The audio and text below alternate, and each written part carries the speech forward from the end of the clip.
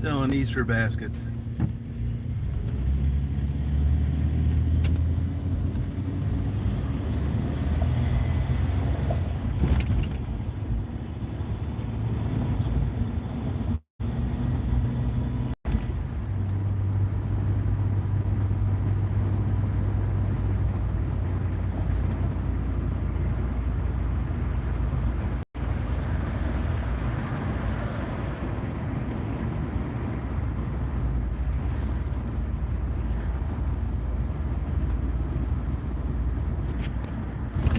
Good morning, Faye. Did you get your book?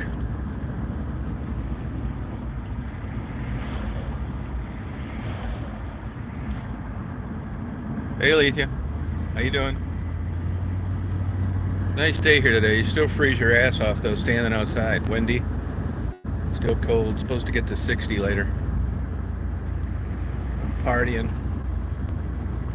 Got a good night's sleep last night.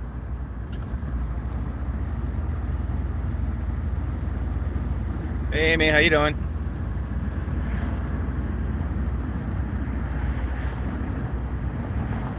See that lady hustling back there selling Easter baskets. Kind of cute. I made a pass down on the stroll, didn't see anybody. Down there in Marguerite's corner, didn't see anybody. So I came back here. I was gonna get a Potbelly sub. It's the weirdest Potbelly sub place there is. Here it is, 11:30 on a Saturday, and they're not open yet. You never know with that place. Hey, Austin. Hey, JC. Yeah, I mean, I remember these days as a kid, when you're a kid, you're out running around, the sun's out and you go out and you're out in the woods and you get a little wet, you freeze your damn ass off. It's one of those days. But it's still nice. I'm gonna take Daisy, let her do her little pee-pee in her favorite place. Southeast Kentucky, love it down there. My experience down there, you kind of have to be connected. A lot of those areas down around the southeast corner, at least when I was there, there's no place to pull over on the side of the road. The houses are set way back. There's no congregating place, party stores. So unless you're kind of hooked up with people, the chances of just running into them randomly are pretty low.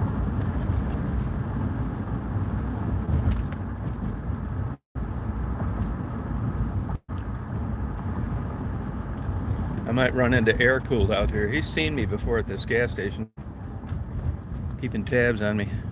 That's Starbucks. I didn't even think it was open, but I guess it is. They need to put an open sign in the window. It looks closed all the time.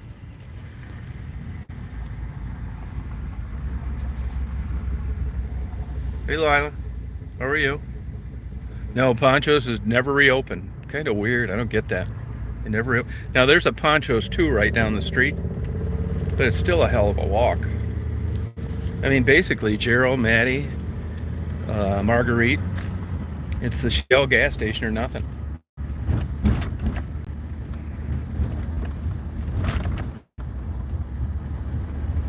Looks like Becky. I don't think it is, but...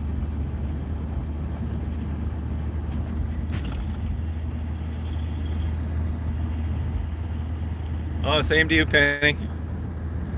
I slept in a little later than I normally do. Glad I got some of these Clarendon D, man. This pollen has been off the charts.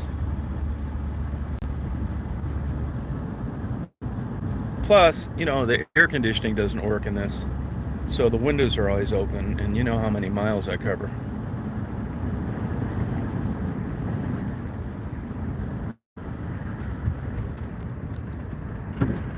Now these big lots up here, that's where I get these airplanes approaching when they're landing to the southwest. And I see one guy put up a no trespassing sign. I don't know whether that's because the guy's like me or he just doesn't want anybody stepping in the seeds that he planted. And the other guys didn't. I'll tell you, it's a huge difference when you plant a field here. And I see these people, see these guys did not.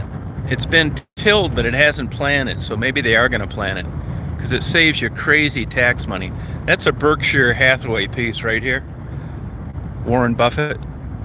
I've done some photography for these guys down at the end just to try and help them sell their property. See, now Amazon created all this. See, this is planted. See, those are big Amazon buildings. And they got all new infrastructure. So I expect someday you'll see building here. Although, to be honest with you, I mean, I grew up around here, and I would have never guessed after all these years it would still be farm fields, but it is. Here's the tree, the famous tree. There's its two cousins. They're still alive. And you see they planted here.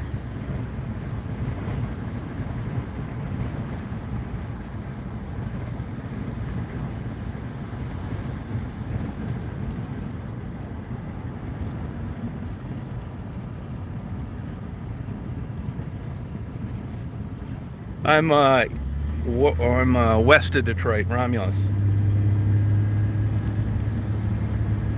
This is at the Detroit airport, which is... I got these damn places calling me all day long about a car warranty. It's like this thing has been out of warranty for 20 years. No, I do not want it.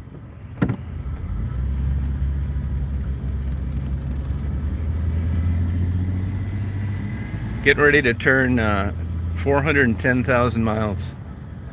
All you people out there with these new pieces of junk with that big $450 a month payment and that $2,200 a year insurance premium. You wonder how I eat lunch every day and leave a $5 tip when I get a coffee? No car payment, that's how. When I hit a pothole, so what? When I get a door ding, it's character.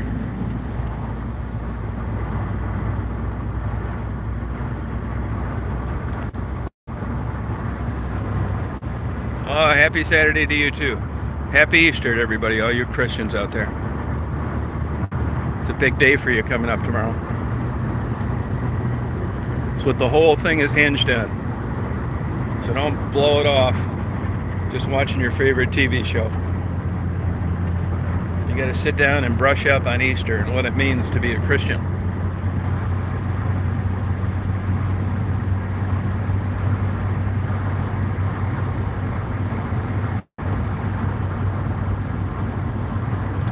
You know, I've got my door's not all the way shut. So what?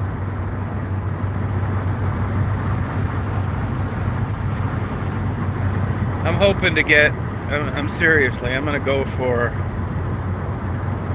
my goal is 600,000 miles. Doesn't burn any oil. If I break down, I got cans of Sterno right there. I got a case of Sterno to start a fire. I don't even like the new cars, to tell you the truth. That guy that I visited in South Carolina, that F-250 was $70,000. I mean, now when somebody refers to something nice, we're not always on the same wavelength. You know what I mean? I'd rather have a trailer in Kentucky with $1 million view than Hilton Head, South Carolina with $1 million price tag. I really would. See you, JC. Have a good day. And you know, it could be me, but back in the day, when you got a new car, it was really exciting. You know, like you'd take care of it, and you know, it was a nice piece of equipment, you know, and it looked new, and you could add chrome bumpers, and now all this high energy plastic rims, plastic everything, these headlight assemblies, even on these relatively inexpensive cars, are like $1,200. It's just bullshit, man. The only thing they got going for them now is gas mileage. Other than that, they all kind of look the same. You remember back in the day, you could pick out a Ford from a Chevy and a Chrysler from a mile away. Not anymore. They're all just like this molded, giant tail light, giant headlight, plastic piece of junk.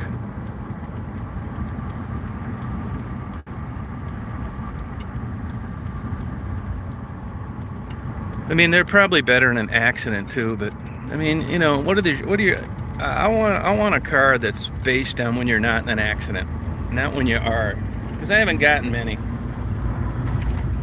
So the other 99.9% of the time, it doesn't matter what it does in an accident. I'm buying things for what they do most of the time, not occasionally. Hey, Dolly. Yeah, they are safer. I remember when we would get a new car in the 70s, we'd cut the seat belts out. You believe that?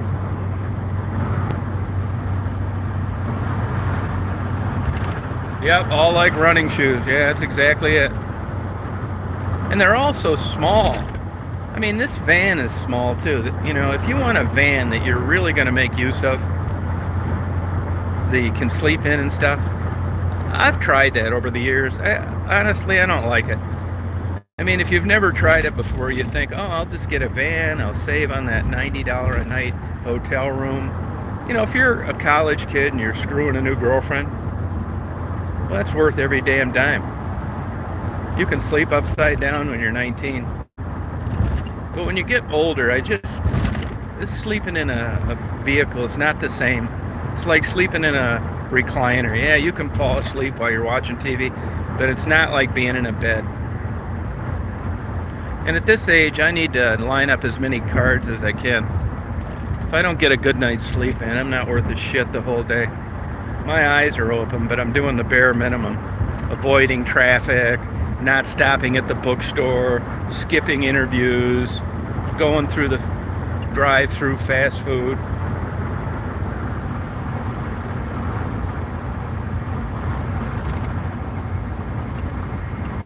Yeah, I'll get down. I'll be down there to Harlan, Kentucky. I'm gonna get down there.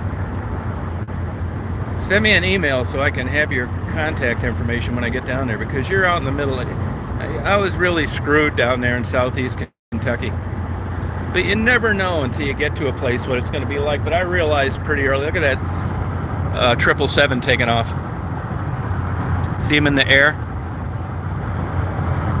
See, now the planes are taking off and landing to the southwest, so that's why we're getting this warm weather. Where the last 2 days it was cold, they were landing to the northeast, switching around.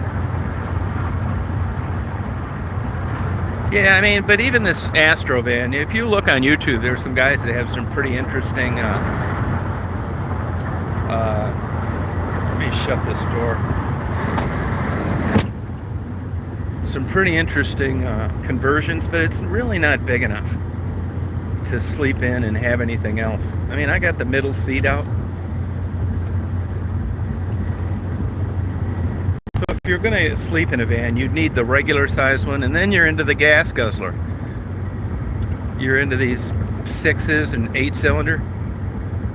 So it's a fine line depending on what you're looking for. Hey, Michael.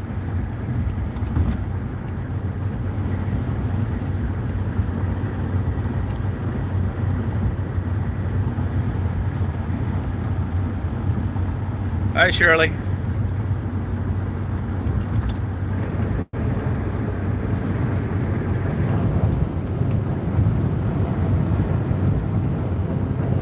I think this Bigby's the best coffee. Definitely the best coffee. It's really good.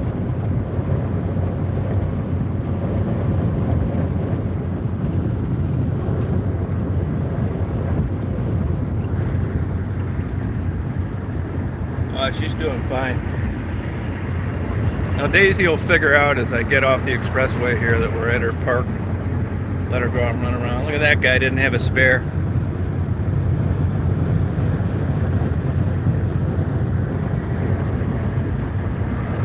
Hey, Chuck.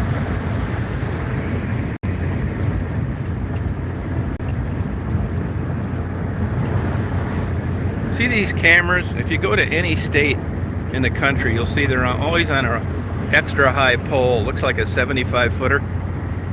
and the cameras always look the same.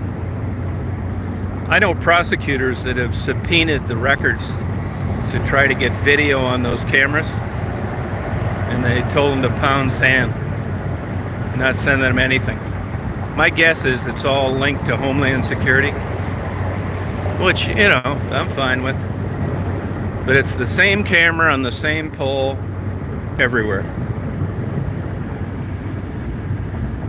Yeah, I'm gonna take Daisy to her favorite park and let her party here for a while.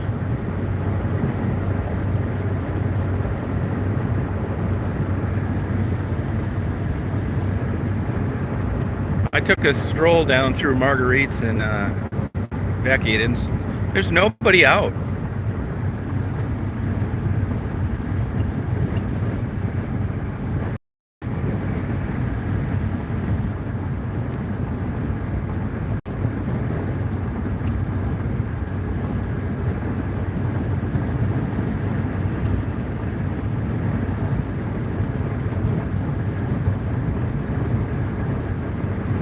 It's getting sunnier.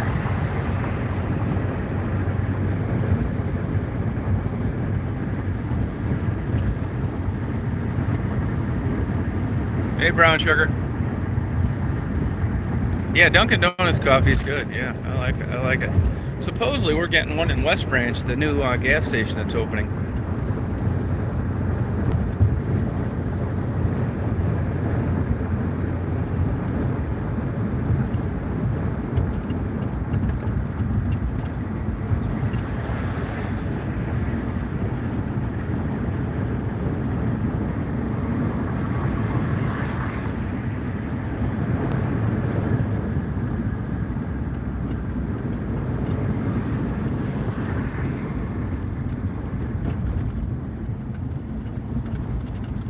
Yeah, 60, that's what they said, yep.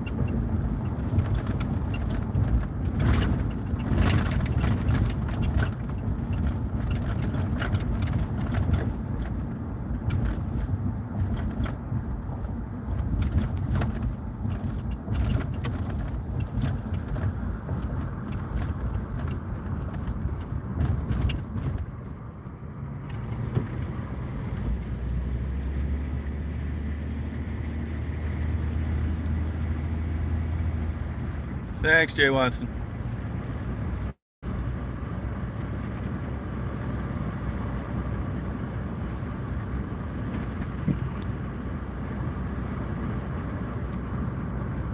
You know, Stan and his wife bought me my yearly pass for Christmas. Thank you guys.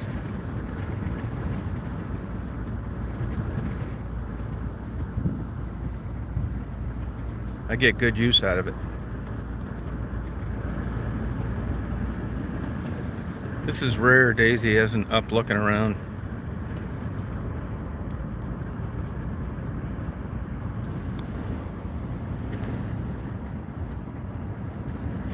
Yeah, the roads are crappy. Yeah, they really are bad.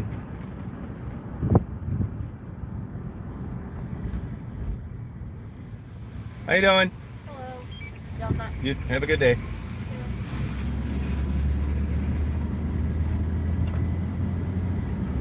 Daisy, look where we're at, hon. You're getting lazy. Look where we're at, honey. Look where we are, hon. Wow, look at this. Look at where we are, hon. Stretch. Look where we are. Oh, yeah, look at this. Oh, yeah, hon. Oh, yeah.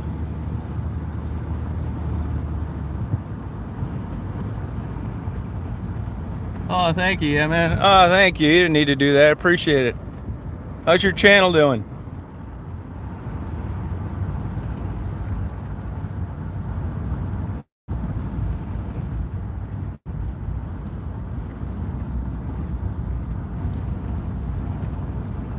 Thank you. Hey, Sandra.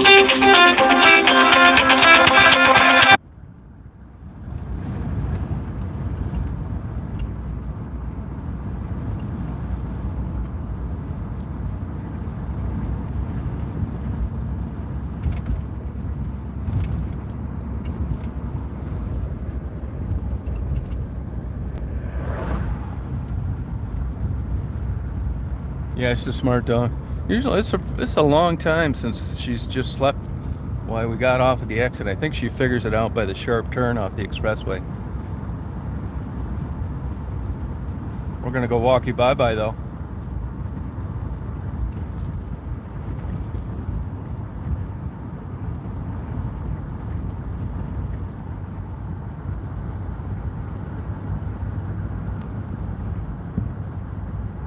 Oh yeah, you're welcome. Doing great. That's good.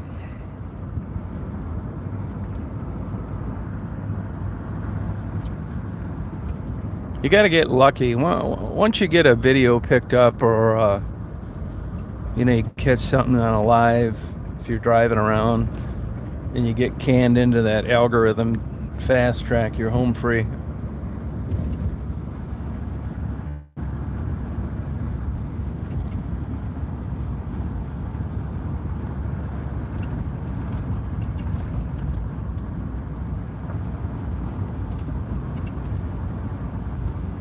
Oh, you've been drinking again, yeah, man.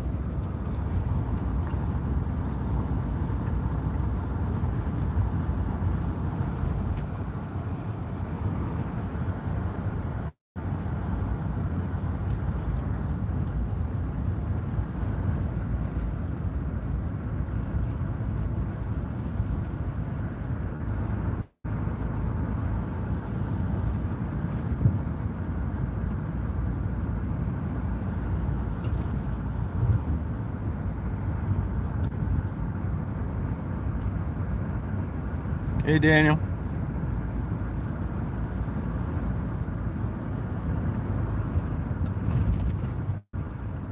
Oh, thank you.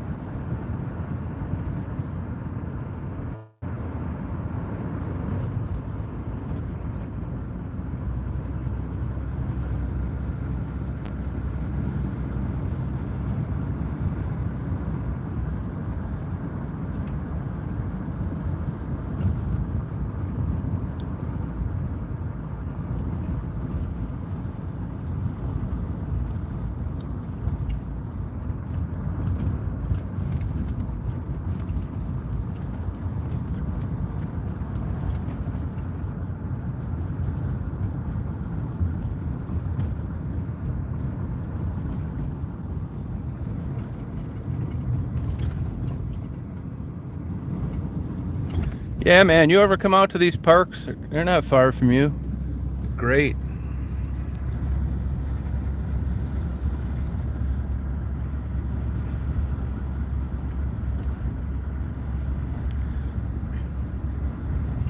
So you notice everybody's got a big, thick winter coat on.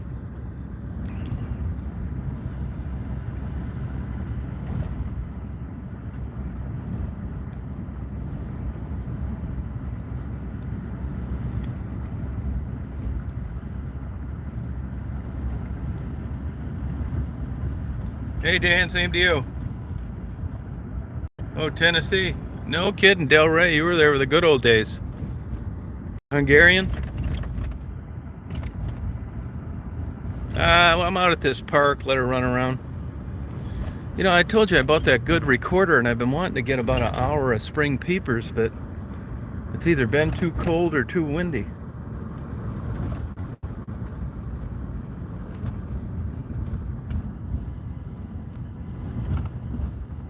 Yeah, it was good.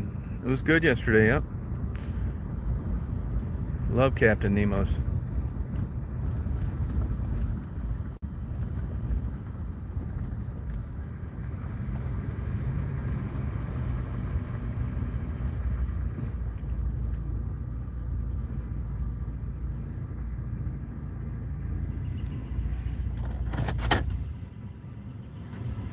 To go only, though. I don't really like getting stuff to go. But a lot of places are like that.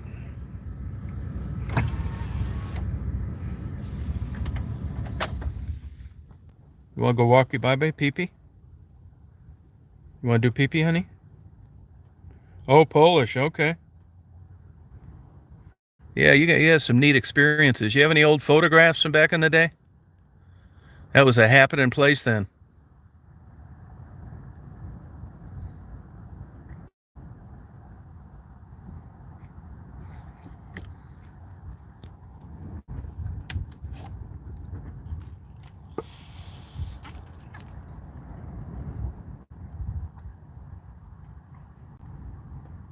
Want to go pee-pee?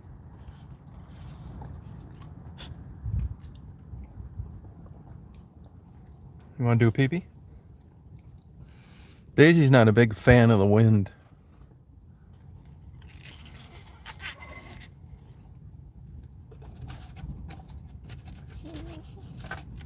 You want to do pee-pee? No, they're always going to do that, Dan. It doesn't matter. Look, there's videos. Doesn't matter what it is. You're going to get thumbs down. It's just how it is. And there'll be people that are watching this chat that aren't talking that'll find that out now, and they'll go give you some more thumbs down. I mean, there's a lot of more pluses than negatives, but there's a lot of weirdos on YouTube. That's the way it is. Yeah, that's the way it is.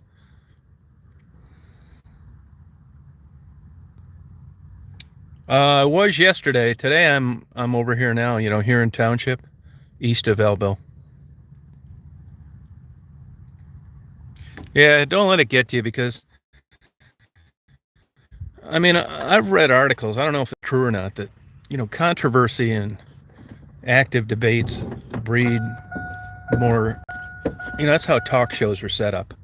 You got 50 people that love them and 50 people that hate them. And I've heard that there's canned programs that give thumbs down because it opens up a dialogue that would ordinarily not exist. So, I mean, I think that's possible. I don't know it to be true. But see, we're already talking about it. Somebody gave negatives to an autism video, and mission accomplished on their end. We're creating dialogue that wouldn't have occurred without your comment. I'm not knocking you, but, if you're driving numbers like, look at all the Twitter and Instagram and all that stuff. Talking shit and being argumentative gets way more attention for the advertisers than a nice, decent channel.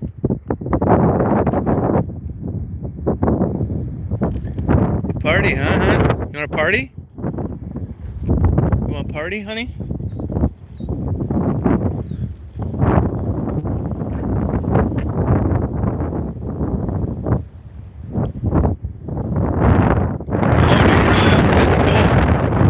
Where do you live now? Come on out, we party down here. See, I wouldn't have too good of a day today with the infrared photography, because I don't know what's going on.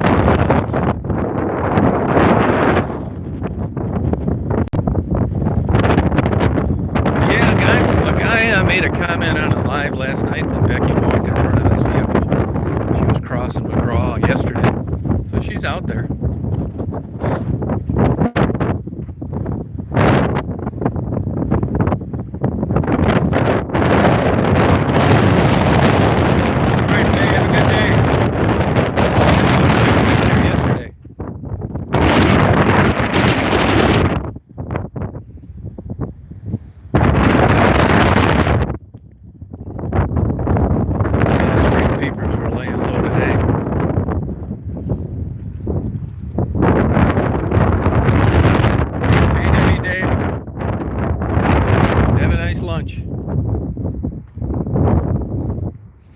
I tried to have a lunch, but it was closed.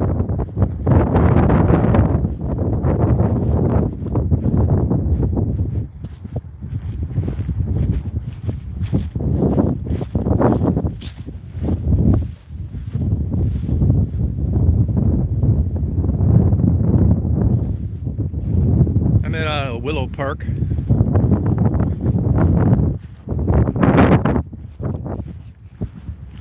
the water's high.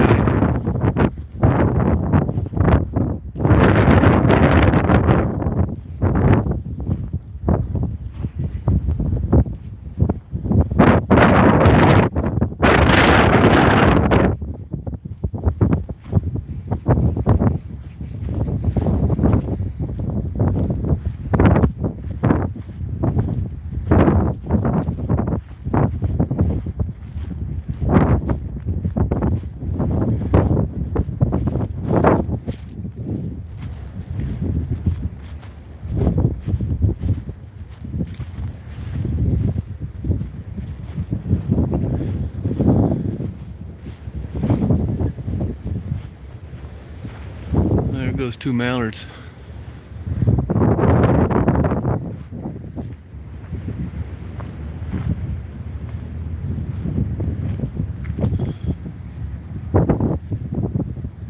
Hey, Doug.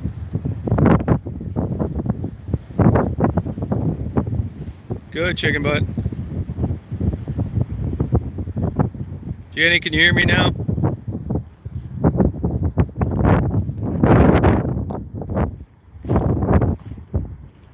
Can see where the raccoons were walking around the edge of water. That's down there in South Carolina. A guy was telling me that's what those alligators sit around waiting for, raccoons to walk the edges of the banks.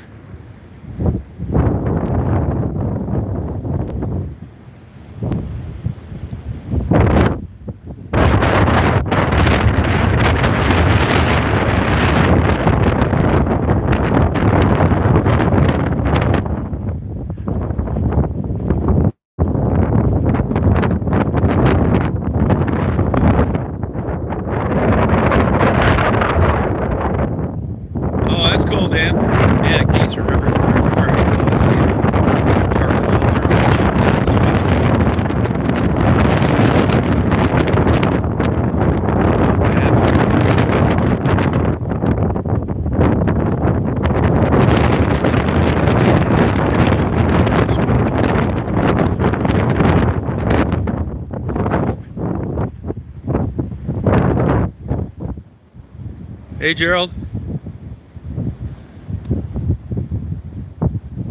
Yeah, no, alligators are everywhere. Yeah, it's windy.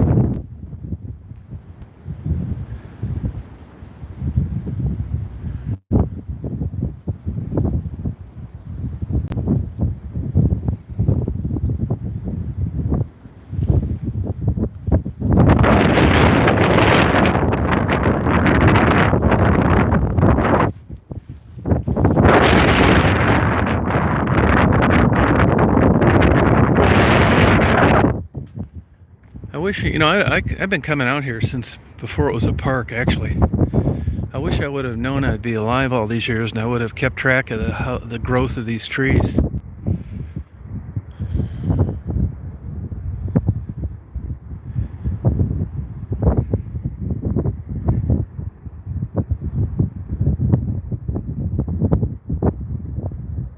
Come on, Dazer. You doing, hon?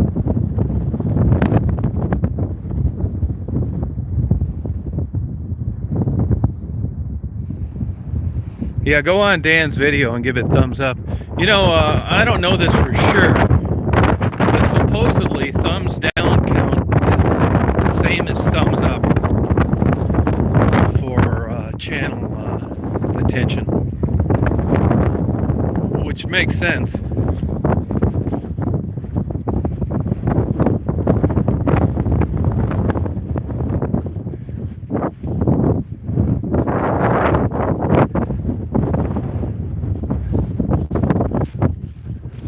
Wow, hot and windy.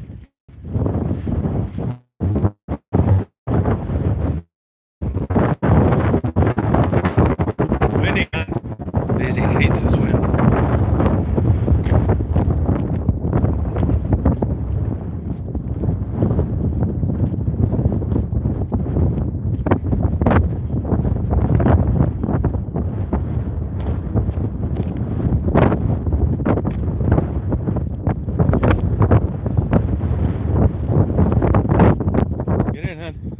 Come on. Good girl. That's enough of that.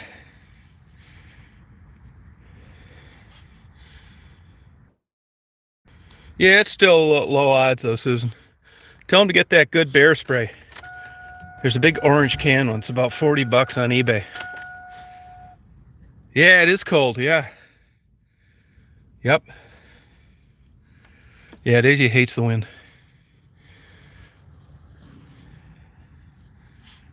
Not crazy cold. I think it's like 50, but the wind's really blowing.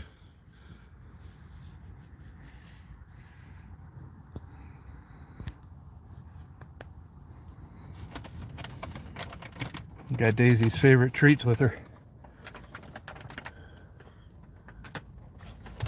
She hears the bag.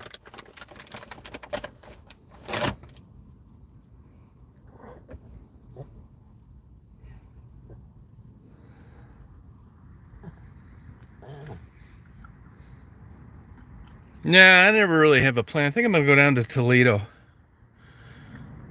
But I was hoping to get Toledo. I've said before they call it Frogtown because it lies so low, marshy, wet, and they've got a lot of elevated expressways going down around town, and that looks really good in infrared photography with a good cloud background. But I don't really have that many clouds now. It could be a different story in Toledo. The weather forecast shows it as clear, but you can't always rely on that. And in the spring, all bets are off. So I'd hate to go down there and not be able to do that. But the riverfront is really attractive.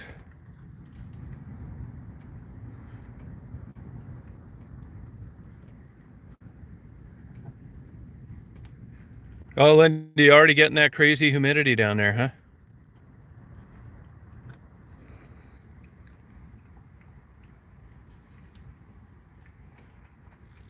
This is the park where I take most of these infrared photos.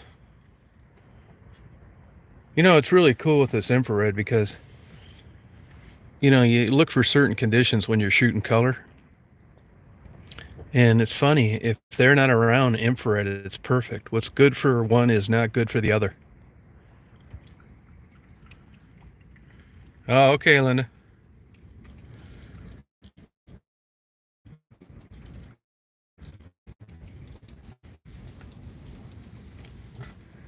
We got a lot of nice oak trees down here. Walnut as well. Hardwoods. Hardwood trees look so much better. I was thinking driving through here yesterday, this is primo property around here. Thank God they turned it into parks instead of subdivisions. But it's all flat. You got a river running through it. You got crazy wildlife and just jammed with all the best hardwoods all over. See you, Faye. Have a good day.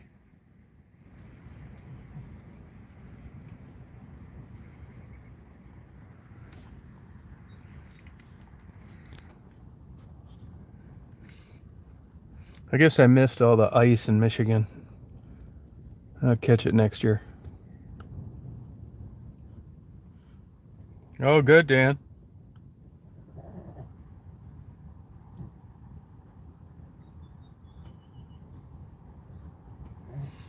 Yeah, as I said, I want to get some of these songbirds singing on my recorder, but it's so damn windy.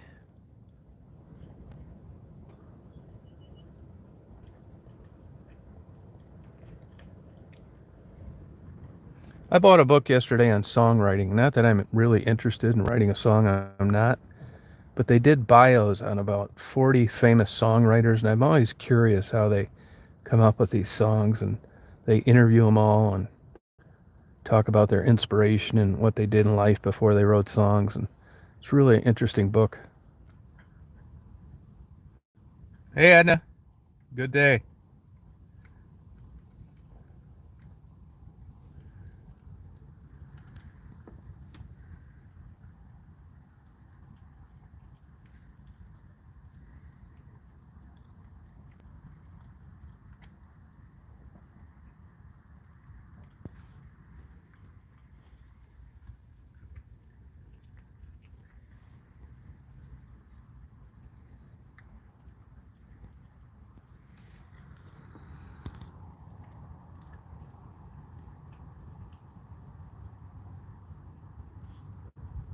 Hey, Kim.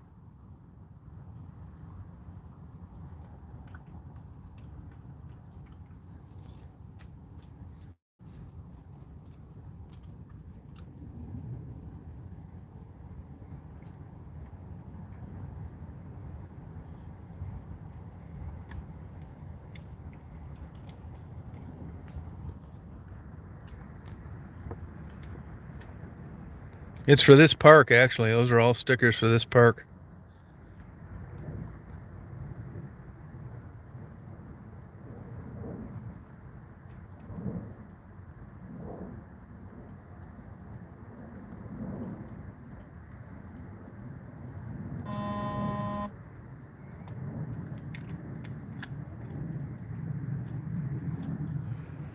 You know, I thought the airport would be really busy too, but not really. They switched all the parking around there. You know, you go on decks, and the decks are cut up between long term, short term, and they changed all that around, so I can't go in there now from. I'll have to try from the south. I usually enter from the north. It looks like they've taken all the open decks where you can drive right up to where you're outside and you can see. Looks like they've routed all the long-term parking up there now. So now I got to park and then walk up to the open deck. Not that big a deal, but when it's cold, it is. It's nice to just sit in the van waiting for some activity rather than freezing your ass off.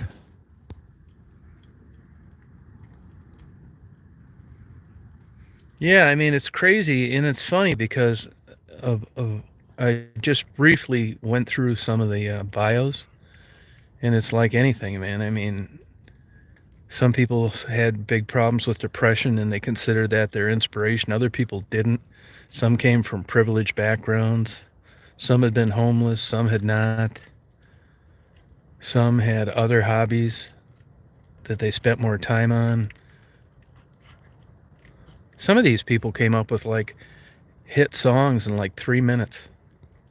And then others said it took years sometimes. The lyrics, you know, it's matching the music to it, which is interesting to me. That's the hard part. I mean, if you read the lyrics without the music behind it, it doesn't even make sense a lot of the time. It just seems like, how in the hell would you ever put music to this?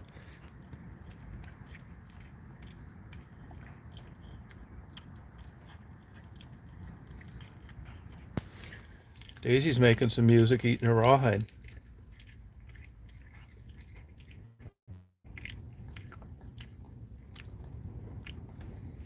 That good, hon? You thirsty now? Thirsty now, hon? Daisy, you thirsty? Tom McDonald, yeah.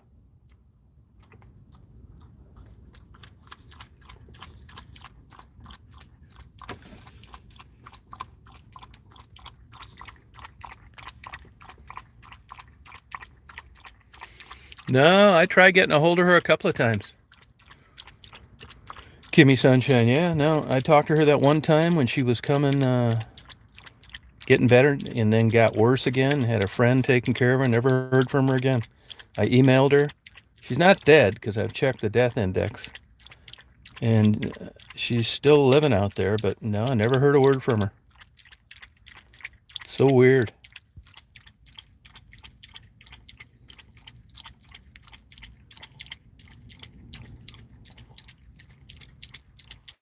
Yeah, no. It's like we were having a nice conversation, and then I don't know. I don't know what the hell happened to her. I've had that happen before over the years. People come and go.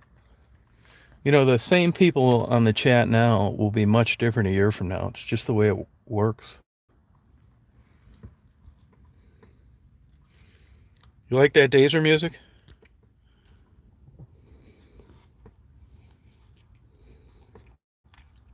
Yeah, she was really cool, really into fishing. It's hard to say. I mean, you never know. I mean, you could drive yourself crazy coming up with scenarios that you think why you haven't heard from her, and they could all be wrong. So, hey, Semka, how you doing? Sorry about your mother passing. Hey, Julie. Yeah, and Kimmy Sunshine was very active. I mean, she was always defending me on other channels and very active in the chats, and we emailed back and forth. I don't know.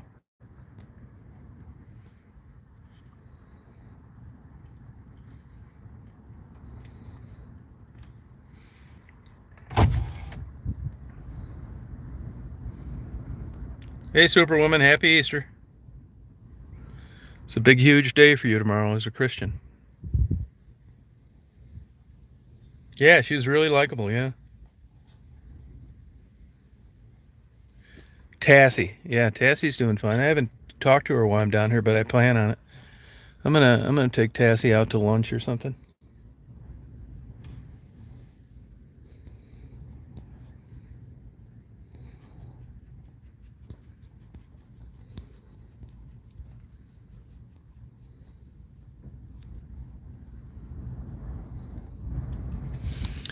I'm gonna now I don't know these people, but I'm gonna give you an example of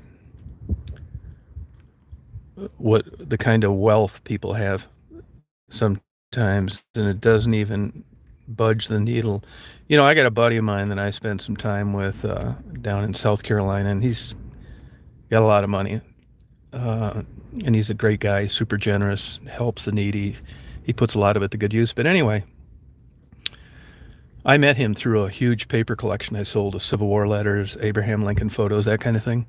And we become good friends. And as you know, I visited him about a month ago. Well, anyway, he got an email from a guy that knew of a rich guy that had collected for 40 years. And everything had been in a warehouse and just sat for like 40 years. And they've had like, you know, Kentucky Derby racehorse qualifiers, that kind of thing. He died. The widow didn't like it. She never liked him collecting. And evidently they got offered a ton of money for the warehouse and the property of this warehouse. Now, mind you, this hadn't even been, nobody had been in there in years. Anyway, he sent me photos of it. And it's going to blow your mind when you see what's in this warehouse. Uh, Long story short, there's a couple prototype cars in there that they were just made, one of them.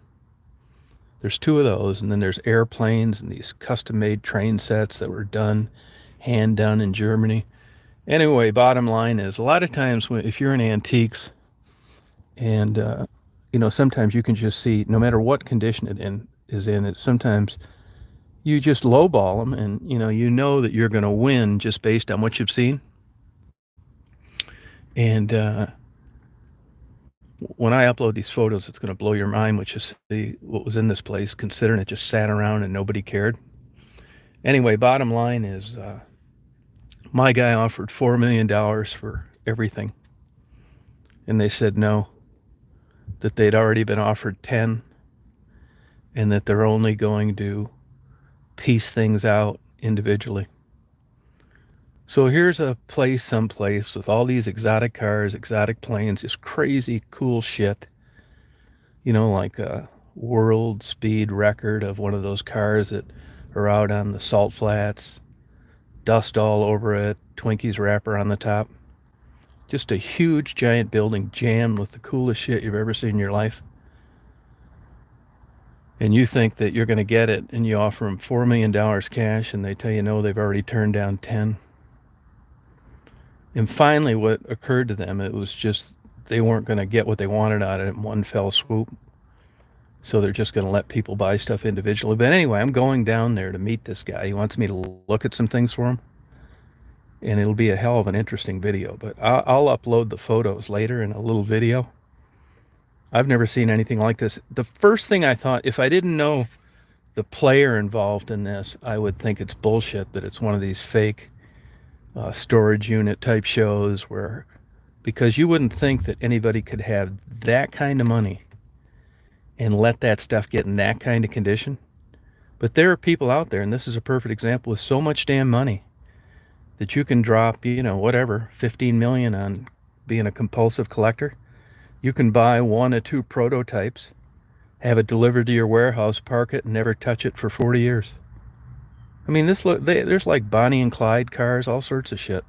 Stagecoaches.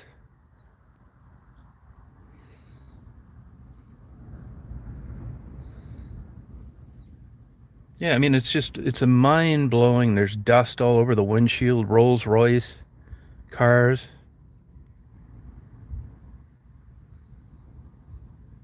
Have a good day, Dan. I mean, it's crazy. It's just so cool. I mean, actually, I'm more interested in seeing it like it is than if it was some pristine museum and everything had 10 coats of wax on it. Yeah, it's unbelievable. You're not going to believe it.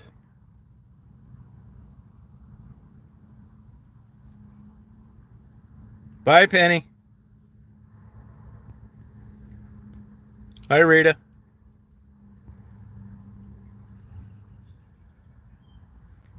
Yeah, weird.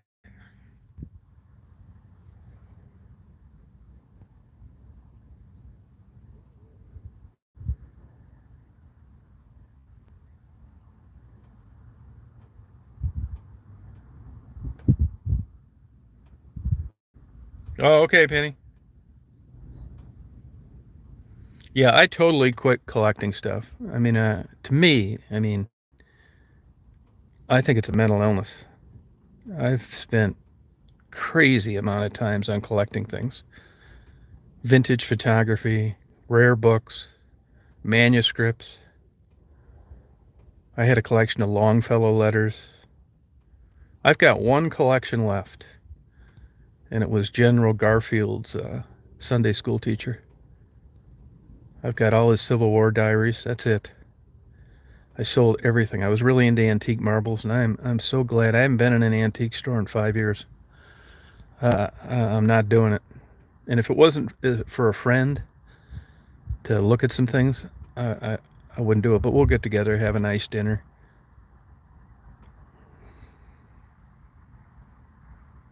I mean, you know how it is. You obsessive compulsive. I'm kind of like that with my YouTube channel too. I mean, I go out and I do my thing, and I can be dead tired, and I still download my files, get them uploaded to YouTube, and get my batteries charging for the next day. I really don't have that drive and anything else. I don't know really what does it. And if you look at my channel, like when I started, I was the same way. Before views or subscribers, same way.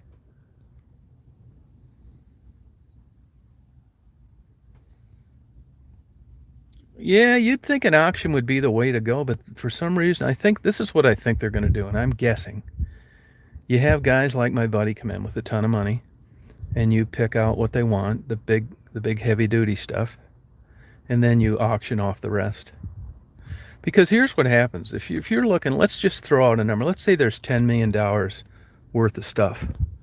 The average hardcore collector, he's so used to going to auctions where it's a bunch of hype and bullshit that either he's not going to go, and then you've got the another tier of people that are going to come, but nobody's going to have $10 million with them to spend at one auction.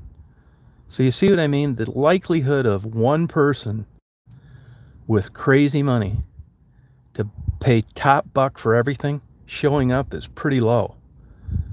So I think they've probably thought this over. They're going to get rid of the good stuff by individuals that are willing to pay top buck.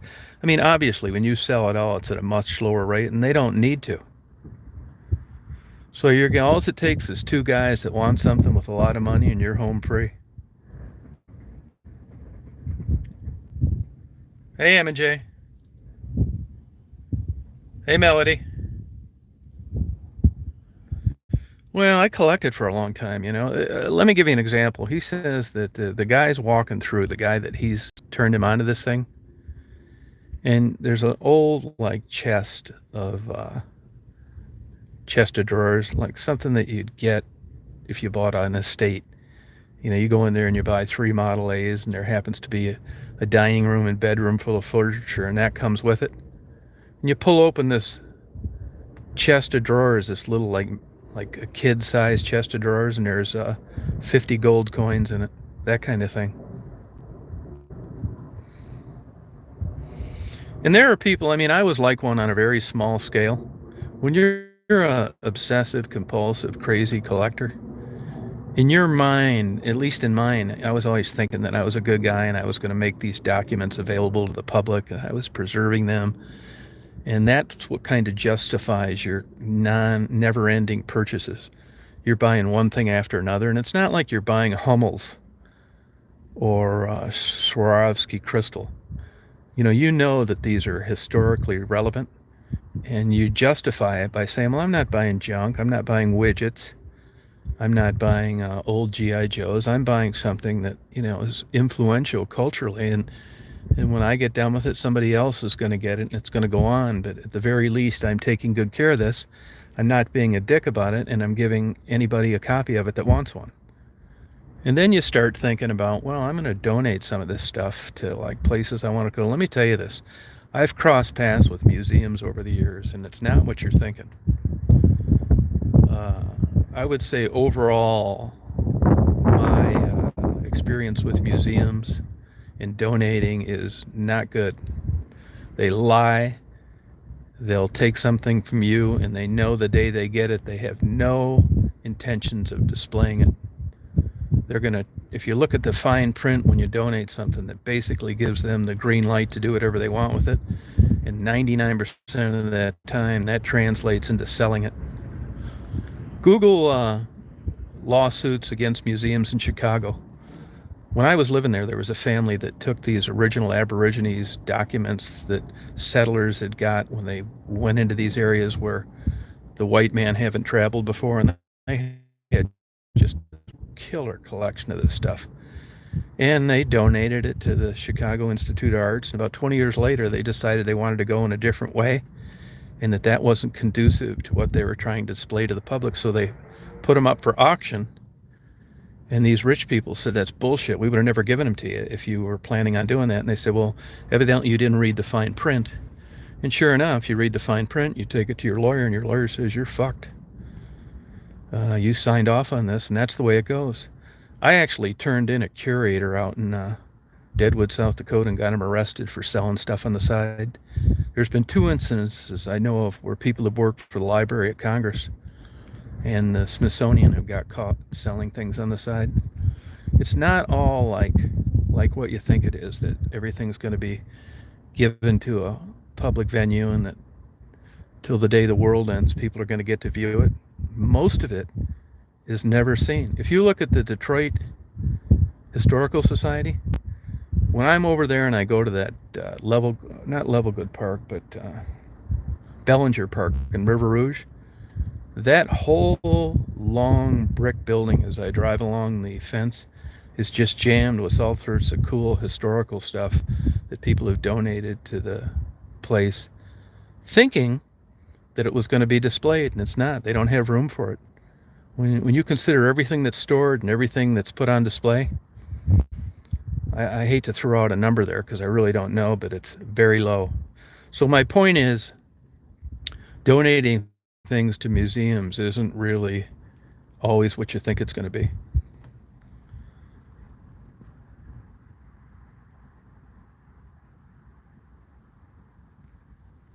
Yeah.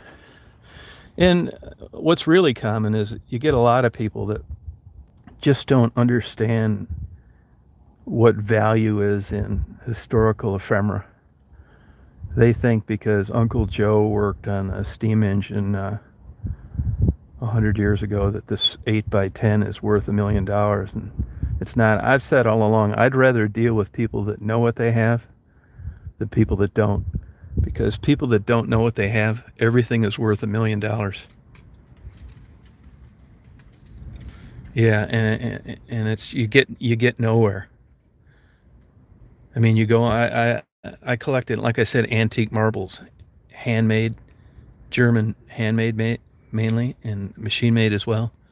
Same deal. There's nothing worse than going to somebody you met on Craigslist and they got a jar of marbles that their uncle played with. I catch people lying all the time too. I know if you had a bathtub full of marbles, you could take me into your bathroom and show them to me, and I can tell you in 30 seconds what's worth any money or not. And it was a huge learning curve. You're going to laugh, but I would think the hardest thing to learn was marbles as far as antiques. Absolutely. I remember when I first got into it, I thought, man, they all look the same. It takes a long time to know what you're talking about in marbles. And I know people lie to me because when I get there and I do the math, there's no way their uncle was in the age range to have had those marbles when they were new. It's absolute bullshit. I catch people with marbles that I know were made in the 40s and 50s all the time that they claimed their grandma was playing with around 1900, which was just impossible. Those companies weren't even around. So it's disappointing in the way that I would say more likely than not is you run into people that just are either full of shit, trying to con you, or just don't know what they're talking about.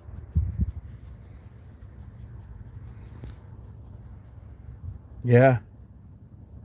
No, I used to. I didn't resell hardly everything, but a damn crazy, mentally ill collector, the worst.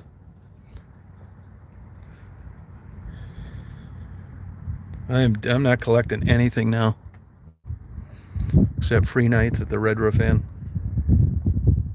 Hey, Sharon. I have the one. I'll show you photos of it sometime. That I'm going to sell one good Civil War collection thing that I have.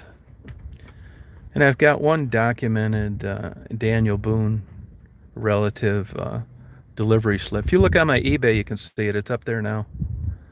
My eBay name is Detroit River. One word. No, I never messed with baseball cards. No, never did. My stuff was always really old. But once again, everybody's got their own little secret mental illness as to why they do what they do. Mine happened to be, you feel better about when you can justify things, right?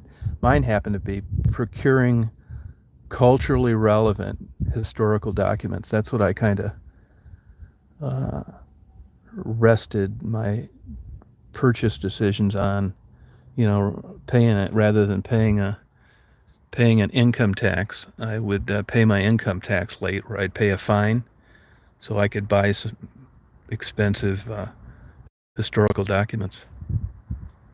It's crazy. I'm telling you, it's a relief not to collect this stuff anymore. Yeah, I'm happy for it. And to be honest with you, the good stuff.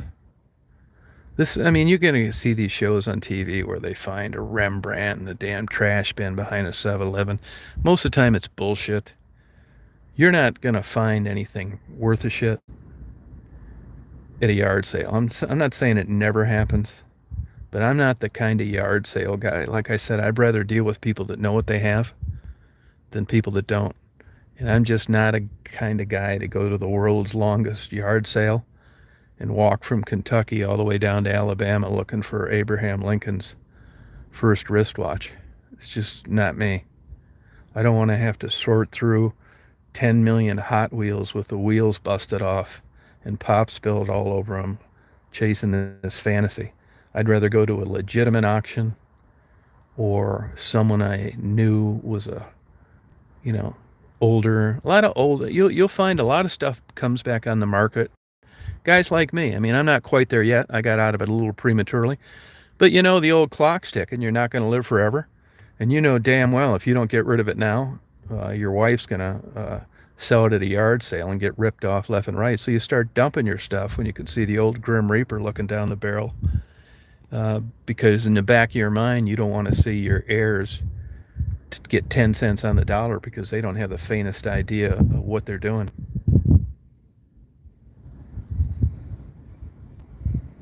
Oh, I got rocks. Yep. That's it, Mr. Corbat. Yeah, I'm glad that I don't collect anything anymore. Really, it's a relief in a way. I go to auctions. Last thing I do before I went to bed was eBay, and the first thing I did when I got up in the morning was eBay. People calling you all the time.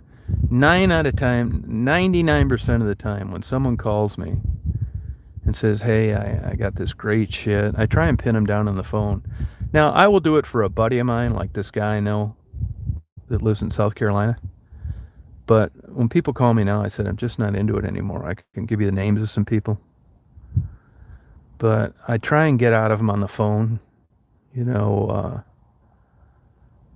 people still get a hold of me from like way back. I did it so long. Said, "Hey, I got a unbelievable collection of Reader's Digest books." It's like, yeah, thank you, but if you really want to do the right thing, you'll neatly package them all and send them to your worst enemy because they're not worth anything. It's hard to it's an art to tactfully let people down and tell them in a nice way that what they have is not worth shit. It's hard to do. I don't think I'm that good at it, really.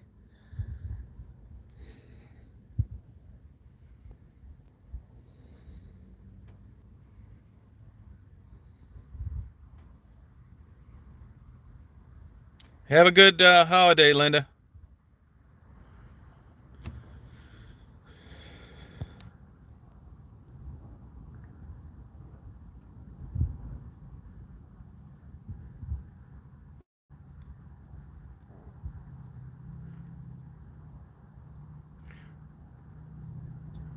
Hey, Virginia, did you get your camera yet? Hey, Virginia, one other thing I think you should get, you can buy different, I might have sent you an email on this, neutral density filters that snap on the front of the GoPro. You can't expect everything to be done for a camera that costs $350. And I ordered them. They're probably sitting at my home. But you can get some neutral density filters because I notice on sunsets, it overexposes the sun until it gets right above the horizon. And with a good neutral density filter snapped on the front, for sunrises and sunsets, I think that would work much better.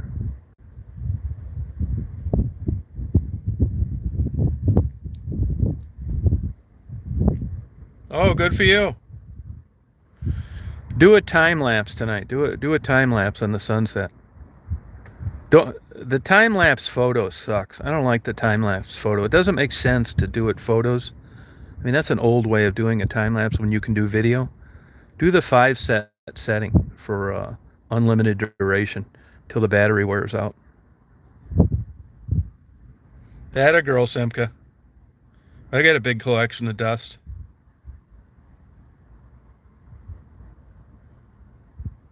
Oh, that's cool, M&J.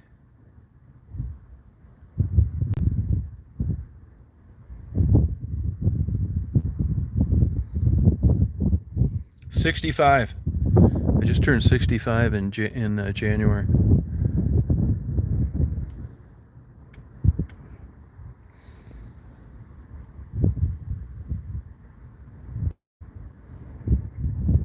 Yeah. Yeah, I don't know about that. I bought a gravesite about 10 years ago. I was heading into that damn depression big time. Actually, it's about 10 miles from here. I have a stillborn brother and a stillborn sister born there. Yep. It's like $800. I hope they feed me to sharks when I die, tell you the truth.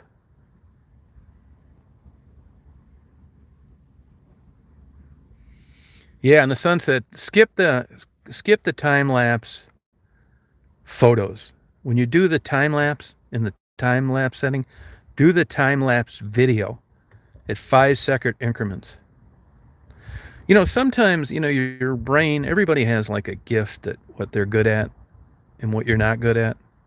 And some things just don't make sense. Like math was always kind of like that to me. I felt like I was living on another planet and they dropped me off in the middle of the math test. I never knew what the hell they were talking about. And it's kind of like that on time-lapse video because luckily they've made it idiot-proof. So there's a slide where you can slide up and you can figure out how often the camera takes a video clip. And it seems reverse to me. I get it now, but it was only after watching it work 1,000 times to understand it. But it always seemed backwards to me. If they hadn't made it idiot-proof, I'd still probably be doing them wrong. But on the time-lapse, use time-lapse video, not time-lapse photo. And do the 5-second increments and just let it run until the battery runs out. The longer the better on time-lapse because you're cramming a ton of information into a small time frame. The 2 hour ones are the best. That's going to get you like 2.5 minutes of time lapse, which is great. Oh, thank you, BK. Oh, engineering. Yeah, I mean, I know people that couldn't graduate from the University of Michigan because they couldn't pass basic Spanish or basic French. I mean, there's just some people, you have a knack for things and some people that don't. And there's some things that just never really make sense for you. I notice, like in flying, people have a hard time with compasses and intercept angles. And I never had a problem with that, but I've known some smart people that struggled with it. And it's just the way your brain works, I know two guys that are really like geniuses. I mean, and they're always trying to be funny, and it's just the stupidest, unfunny comments you could ever make. But you get them on something that's academic, and it's game over. I mean, you can't have it all, right? Yeah, the 5 seconds, yep. I do have a pilot's license, yeah. Yep, I do.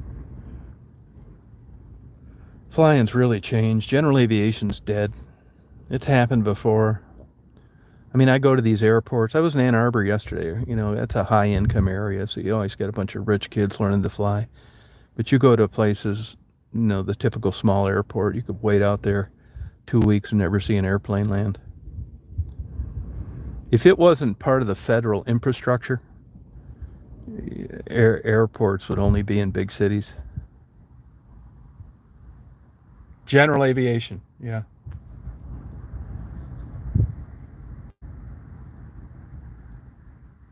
Yeah, no, I was never too good at math. There's some things you can improve on, and then some things it's like, man, I'm just not getting this stuff.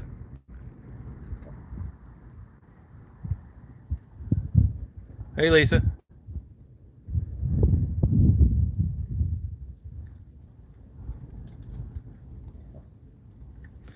What's that old saying? The angle of the dangle plus the heat of the meat equals the mass of the ass.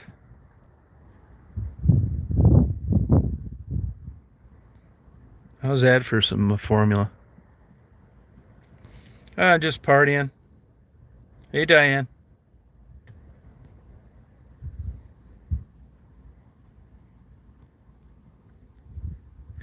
Yeah, flying's kind of like that, but really there's no math in it, like you'd think.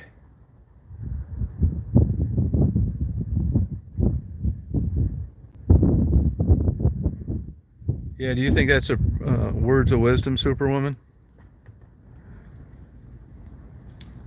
Yeah, that's one that's stuck in my mind.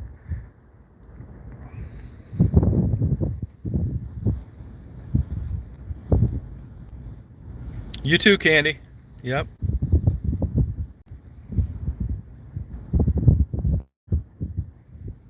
Yeah, angle of the dangle plus the heat of the meat equals the mass of the ass.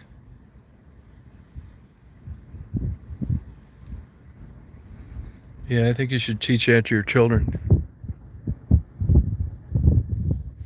Yeah, I was tempted to get that Microsoft Flight Simulator, and they've done a hell of a job marketing it.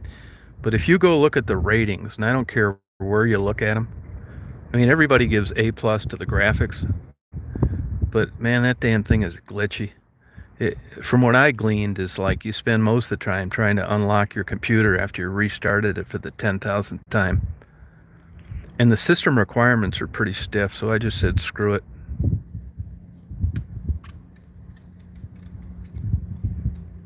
Yeah, okay, Sharon. Oh, that's cool, Simka.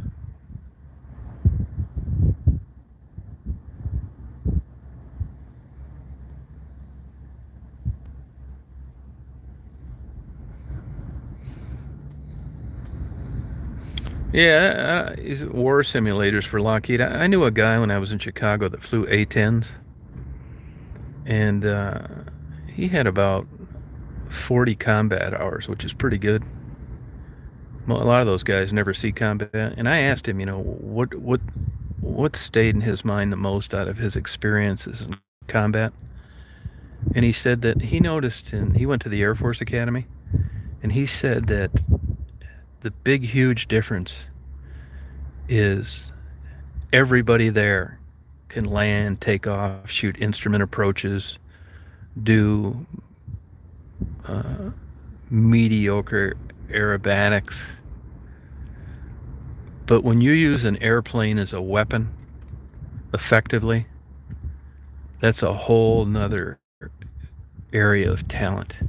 It's one thing out flying around and going to A to B, you know, but when you use an airplane as a weapon, there's so many unique, one of a kind situations, and you better be able to perform and really wring that airplane out under different circumstances to get complete effectiveness from what you have. He said, that there was always like the top 10% of the fighter jet guys, and the combat pilots were just like, when they first were trying to separate the men from the boys, you'd see guys go out there, they'd fly out there for 2 days and they couldn't blow a tank up with an A-10. Then you get these other guys that right out of the chute, they were blowing all the tanks up in about 10 minutes. He said it was just, you could tell these guys either had it or you didn't. Hey, Cyprian.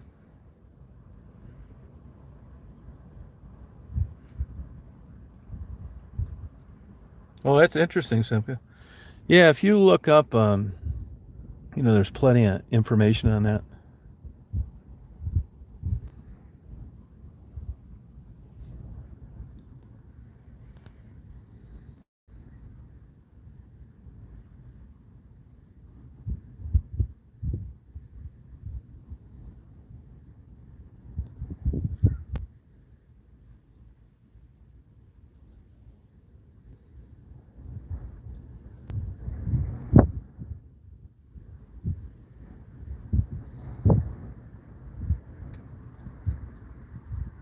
Hey, Kevin.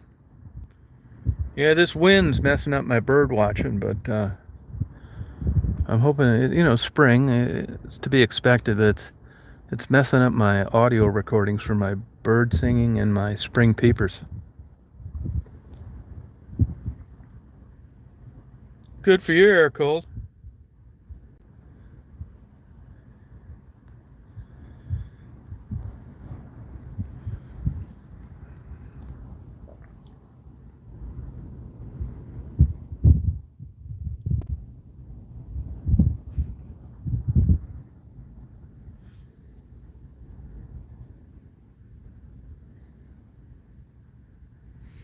You're probably spelling it wrong, Mary.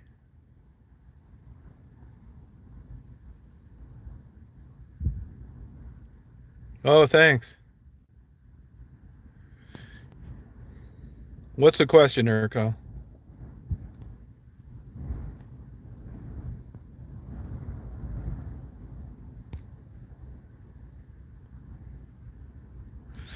Yeah, I've read all those forums, and I can't find a suitable power bank that they recommend for the 9.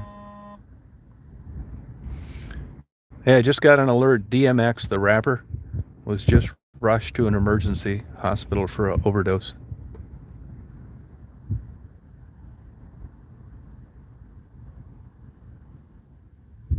Oh, good, M&J. Kyle, you had a question?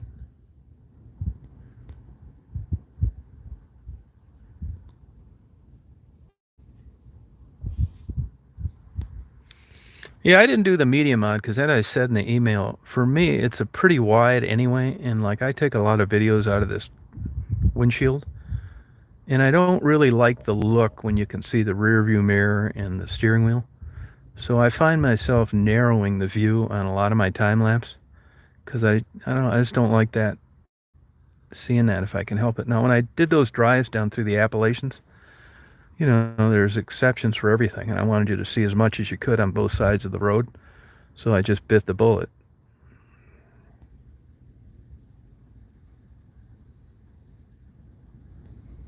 Yeah, I like DMX. He's a very charismatic guy. There's an interview on YouTube of him with Howard Stern. It was excellent, where him and that other guy sing Gangster's Paradise. It's superb. Really good. You know, Howard Stern, when he's not fucking around and trying to be funny, actually is an excellent interviewer.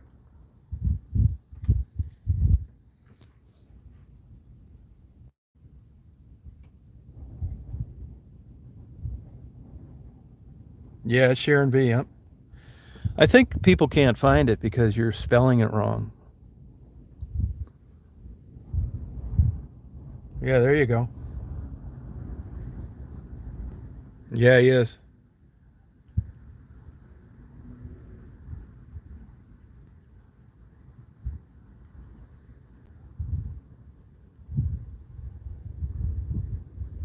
Oh, okay, the mod case. Yeah, see, I mean, that's one big knock against the GoPro. But like I said, I give them a free pass because it's $350, right? Can't have everything, but it's low light capabilities. That's not what it was designed for.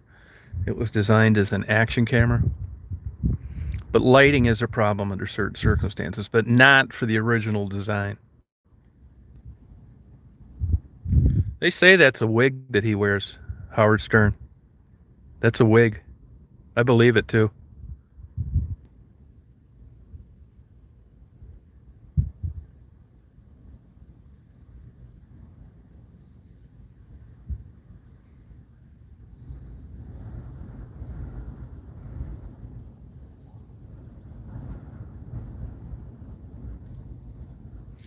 Oh, the sun's coming out. I want my big puffy clouds to come out. Yeah, a rig, yep. Look it up, Google it. It hasn't always been that way, but I bet it has for the last 20 years.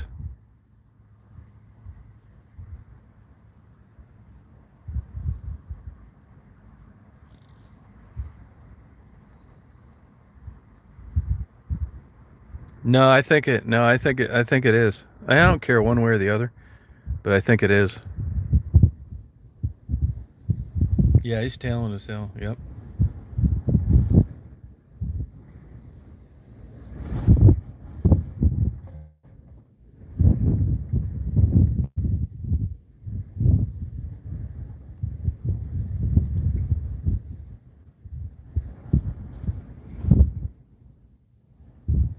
Oh, you're welcome. Yeah, you'll love it, man. Like I said, I had a 5, used it twice and gave it away. I thought it was an absolute piece of junk. I gave it to the neighbor kid. But the 9 I love. I use it all the time. I have it in my pocket all the time.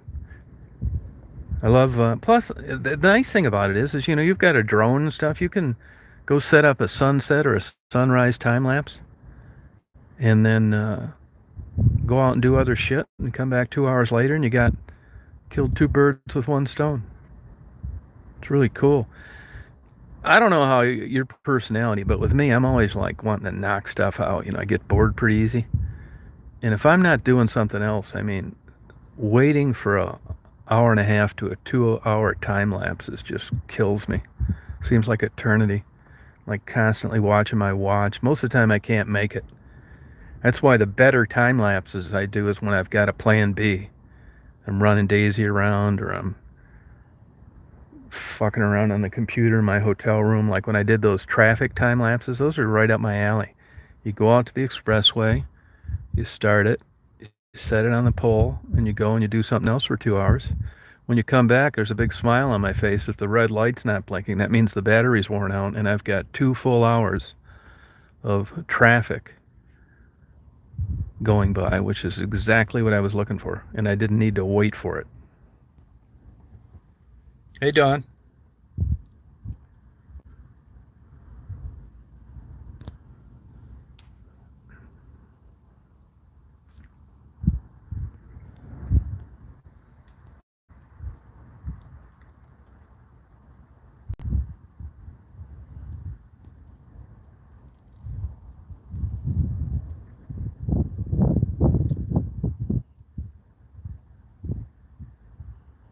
Yeah, no, it's really, yeah, I keep mine in my pocket all the time.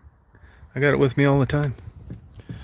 I keep it right next to my pack of Magnum rubbers.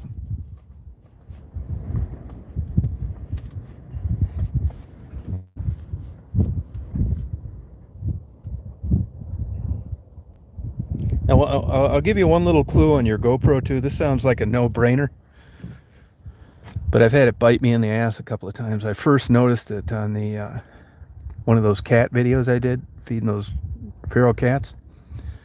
A lot of times, if you've got a typical lens on a camera, it's pretty easy to see if there's a fingerprint or there's some stuff on the glass.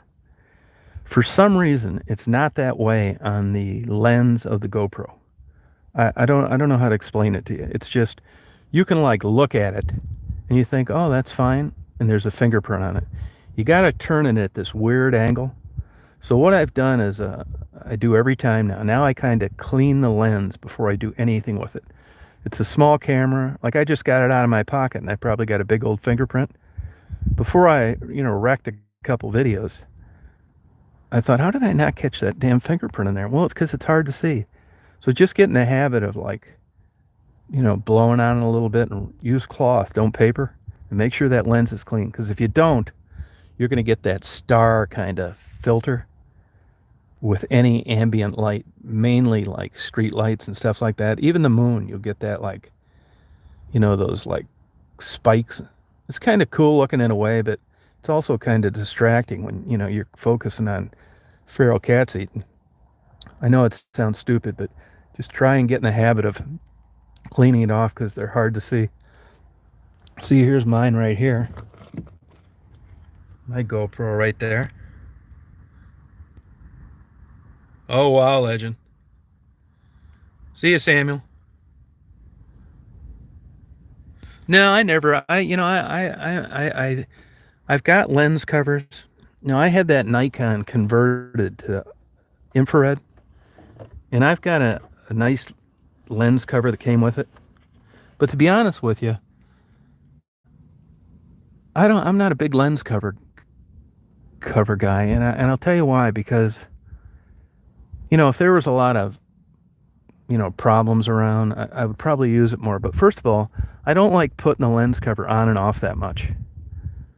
I think it wears around the rim of the glass thing when you're taking it on and off as much. So I shouldn't say that. On my 35 millimeter cameras, I will have an extra clear filter or a UV filter to protect the glass. But as far as the covers themselves, I've tried using them. They're just a pain in the ass. I don't use them. I mean, there's nothing really that's going to scratch my lens. I mean, as you can see with the Astrovan, I don't really care too much about that. I do mechanically, but not the way it looks. My camera equipment's the opposite. I'm an absolute fanatic about it. All my stuff looks brand new, minus an accident of dropping it or getting tired and doing something stupid. But I'm really a fanatic about my computers and my cameras. So on this GoPro right here, I mean, I have it with me all the time. I'll show you my cameras, actually. This is a D850 right here. That's set up for color, and I've got all the lenses for the Nikons, from the 18 millimeter up to the 600 with the teleconverter. And this is a D800 that was almost brand new. I bought it used. Only had like a couple hundred clicks on it. And this is converted to UV. Right there. And when you shoot UV, you're losing just shit tons of the light you're used to in typical photography. So it works much better with a very wide lens, and which this is. So I have this UV camera converted to 14 by 24 millimeter zoom. And the only way I can use other lenses is to use the live view, which is not that big a deal, although it's hard to hold a camera when you're looking with your arms extended through the viewfinder. That's why I was experimenting the other day with a telephoto lens. So this is the Nikon D800.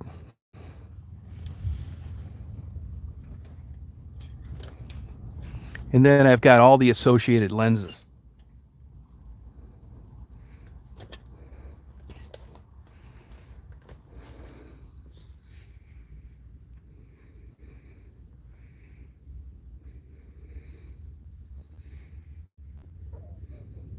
You sleepy, honey? You tired today, hon? Actually, I got my camera. This is my Sony PCM D100 audio recorder.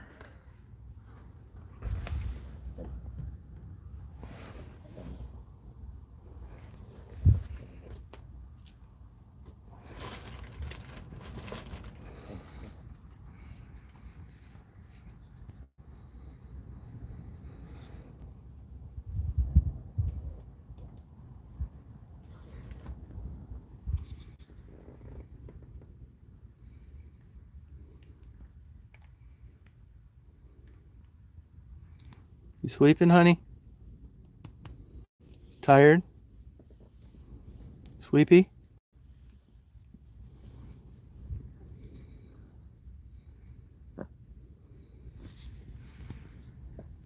Hey, Debbie.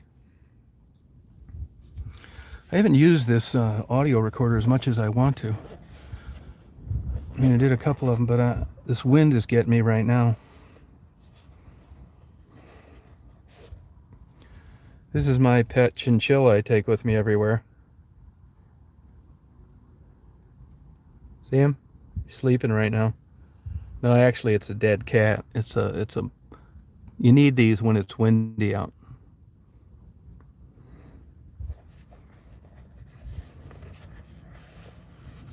This is this recorder I got right here.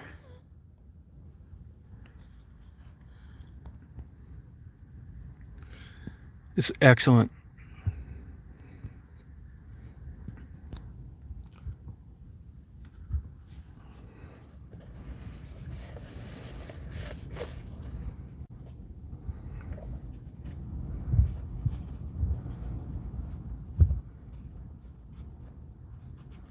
What's that, BK? What gets to you like that?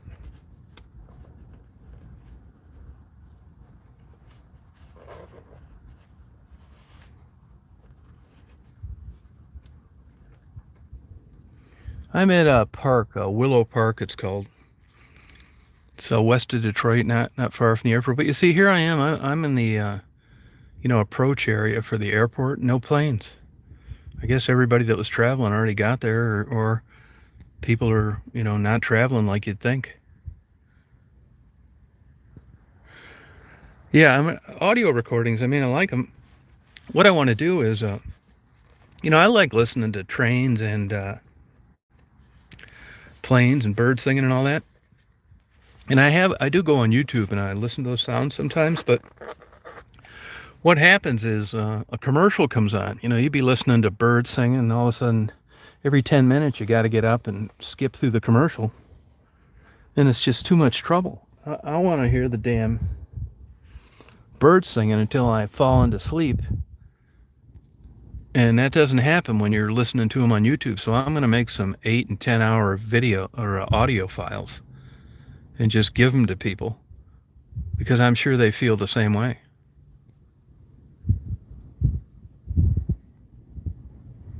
Oh, debt, yeah.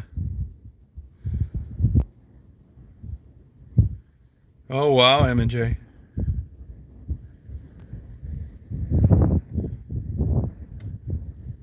Oh, actually, they do use it to record.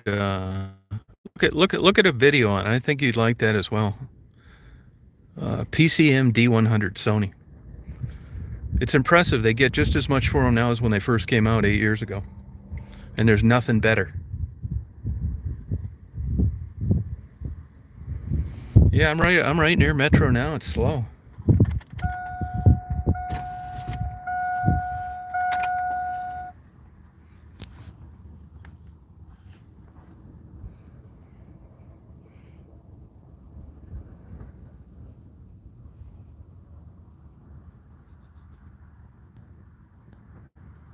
Yeah, that's what I do. It probably should bother me, but it doesn't. You could add as many zeros on as you wanted to the national debt. I don't give a shit. I'm probably stupid for saying that, but I'll claim it. I'm stupid for saying that. I don't give a shit about it. I don't care what it goes up to.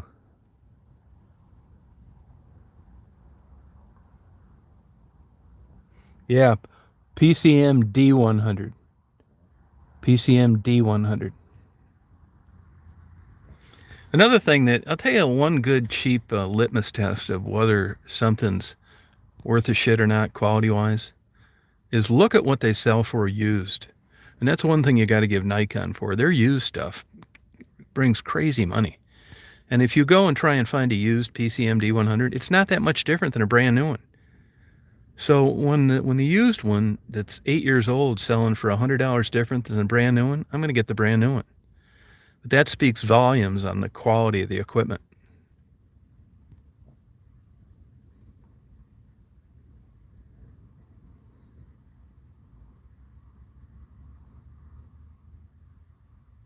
Oh, good for you, M&J.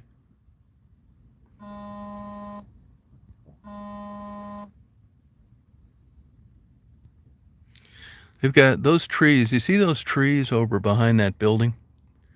Those are all like 80, 100-year-old walnut trees.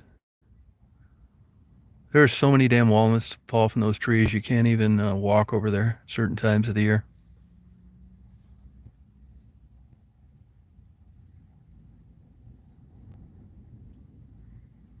Oh, thank you, BJ. No, you can tell people are very interested in getting out. You know, they want to be out. This damn COVID bullshit's a big time stressor. I'm at a park near about 20 miles west of Detroit.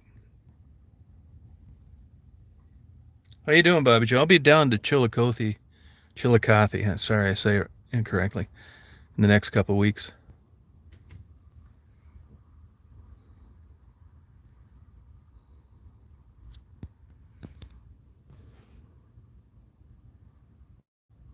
Hey, Lenokus, good. How you doing?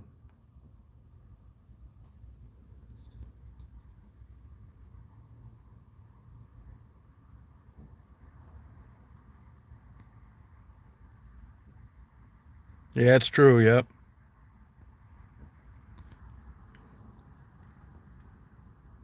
Yeah, it is a bummer, Kevin. Yeah, you're right.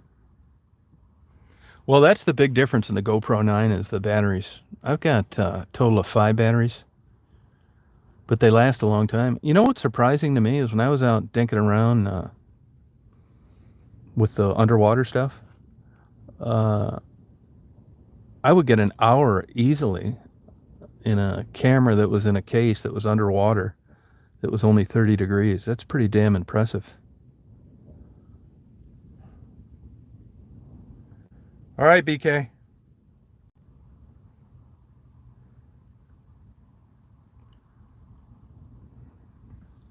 Yeah, but anybody that is, particularly if you have a YouTube channel, I mean, you can't beat a GoPro camera. My God, they take good stills, nice video, all sorts of different ways. Time lapse, cinema, action, slow-mo.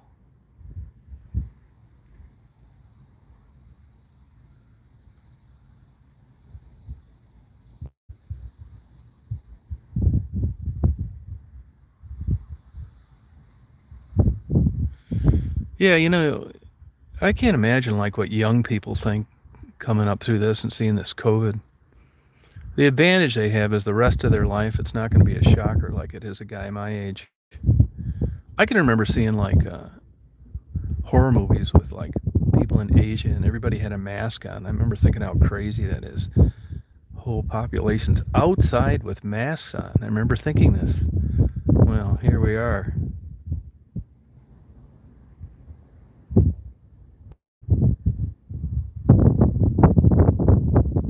Okay.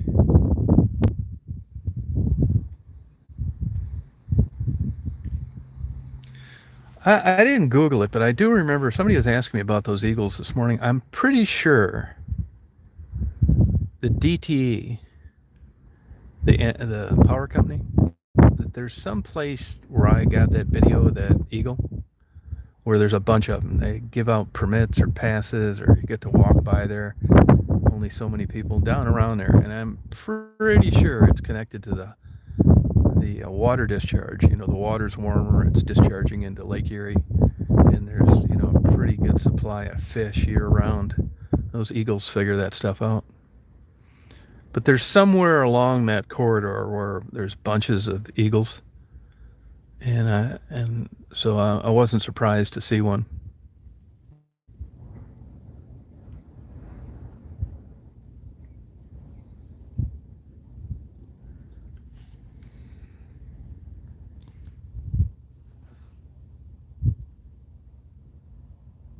There you go. There's a good magazine that came out. It's $20. I'll show you a picture of it later. I got it yesterday. It's the title of it's Virus.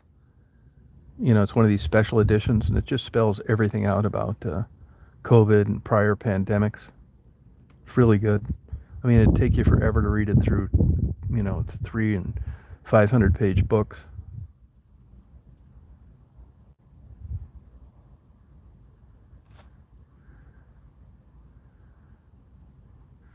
Yeah, I mean, this is just the way I did it. I mean, I hate reading manuals about anything. I don't know why. It's kind of like, I think it's related to my math skills. So I'm more likely to just go out and hack my way through turning it on. But what I found, this is me, you may be a manual guy. What I found was the best way to learn the GoPro was to charge up all my batteries and just sit in front of the TV and fuck around with it while I'm watching TV. And video what's on TV and video Daisy and try the different settings. And before you know it, I mean, without cracking the manual, you're learning and if I really got stumped, I'd go on YouTube and just type it in, like underwater GoPro, best settings. And then I'd watch a video on it. And then once you get better at it and you're doing things, then you want to fine tune it. Then I'll read the manual. But I just have a problem reading manuals out of the chute. I know I should. I mean, hell, I don't know what 90% of the functions are in any of my cameras. I know how to turn it on and change the exposure. I'm not that much of a fanatic that everything's got to be just like, perfect. Mine is, you get the point here. This is an eagle in a tree. Yeah, maybe a little too dark, maybe a little too light. I don't care. No, what it is though, when you join up to that GoPro website, you can download the manual on a PDF. That comes with your membership when you register. It's 100 pages long, I think.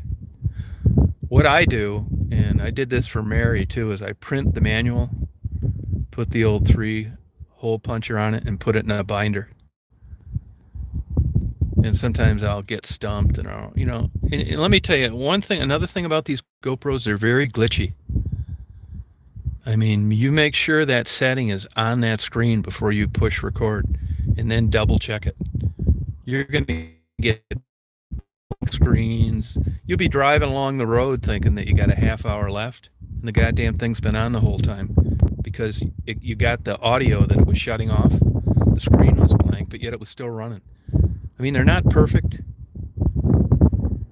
and you'll think you got the perfect time lapse set up. All of a sudden, a damn bald eagle comes out and he eats one of the neighbor's kittens, and you're thinking, "Wow, this is going to be a killer video. People aren't going to believe this."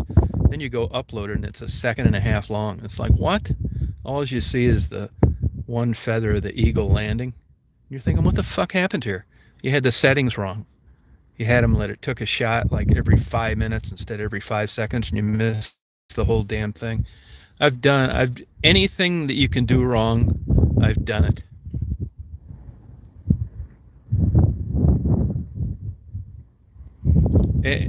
Anything you can, anything to do and like I said, they're glitchy.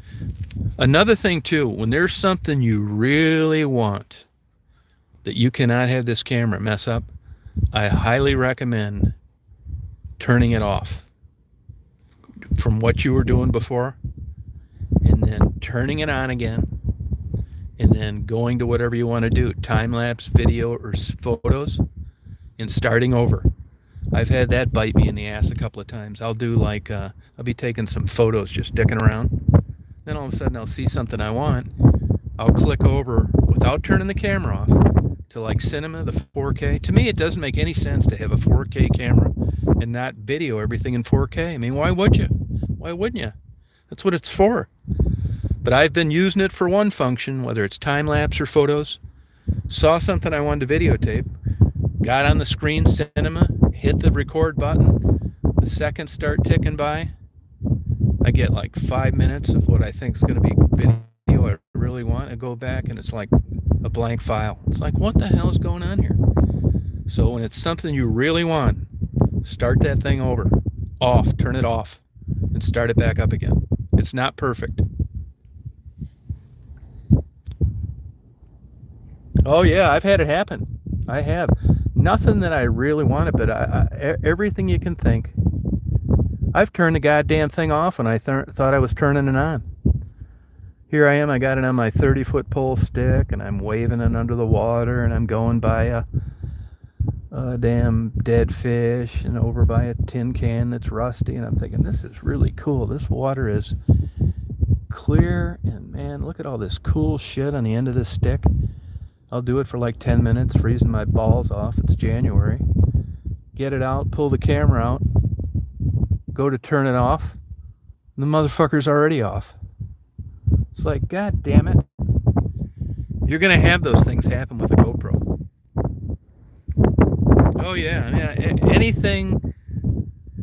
I don't go crazy like I used to, but I am more careful when there's something I really want. I am more careful. Another thing you'll have happen, you'll sometimes think you're recording a video. 1, 2, 3, 4, the seconds are clicking off. Then all of a sudden it stops. It's like, what the fuck? Here's the bailout on your GoPro. That will happen to you. They just lock up sometimes. I don't know why. You hold the side button in, the one you turn it on and off. Sometimes it takes 20 seconds and it turns off. And then you're back to square one again, which is good. But if you're pissed and you just lost some good video, 20 seconds seems like eternity. You know, you hear me screaming in my van sometime, how do you shut this fucking thing off? It's one of those days. But now I've learned to, when all things go south, to just punch that button and wait till the whole damn thing shuts off. Crazy, man. Oh, super annoying. Big time. I've done it. But now you have to confirm on that screen what it is you think you're recording. When you hit start, you better be on whatever function is you're looking for. See it. Another thing happens sometimes too, like in the heat of the moment, the camera defaults to what settings you use regularly. So when I'm doing time lapse, sometimes I've done that before, like I'll do 10 time lapses, you know, and I think it's going to go to 11 for time lapse. So I just turn it on, the screen starts up, I hit the start button, and I've realized it wasn't on time lapse. It was on cinema recording 4K. It's like, what the fuck? But now I'm just, that's why I say, make sure what you want is on that screen. Drives me nuts. Yeah, that's what mine does too, right? That's what mine does too, yep. That's a hell of a setting. I don't really like that 2.7 action thing that much. I never use it. Now, the downside of 4K, YouTube uses that HEC 248, I think it is. And there's some compression they have in there that I don't really fully understand. If I do a 4K video on my Sony, 20 minutes long, and a 4K video on my GoPro 20 minutes long, everything is so much faster on the GoPro 4K. 4K video from both process pretty easily. But 4K takes up a long. You're not sitting there waiting to see how it came out, because most of them are like 90 seconds or 2 minutes long. So you go get a time lapse, you put some music to it, and you upload it, and in 20 minutes you're watching it. I bet they do air cooled.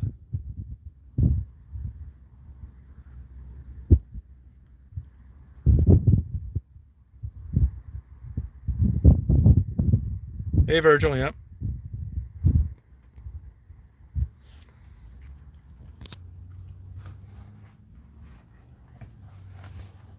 And another thing you'll notice on GoPro, but like anything, this is a no-brainer, whether it's your car, your vibrator.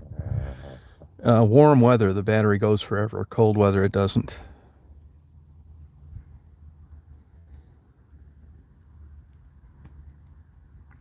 But they're lithium batteries, which is way better than anything else, you know. I looked in the manual, not a lot. This audio recorder, I got this Sony. They keep talking about alkaline, and nobody ever talks about lithium. And I kind of half-ass looked it up, and I couldn't find it. So I don't know what the deal is on that. Probably a heat issue.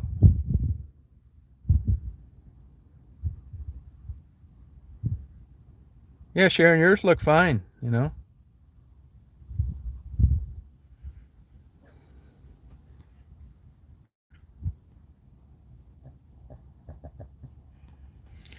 Yeah, this is not a very good area around here for a cell phone. I'm surprised that it's worked this well.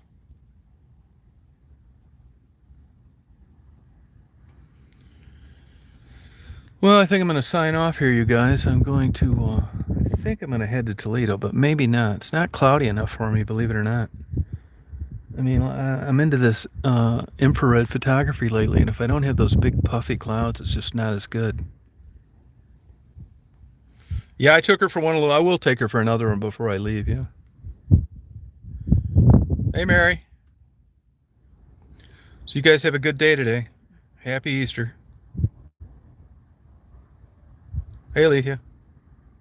You have a good day as well. Yep. Daisy's not big on this wind.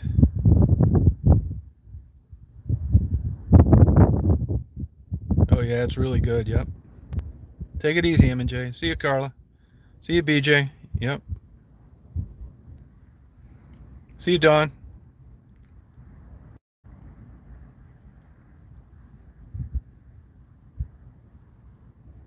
See you, Graphic.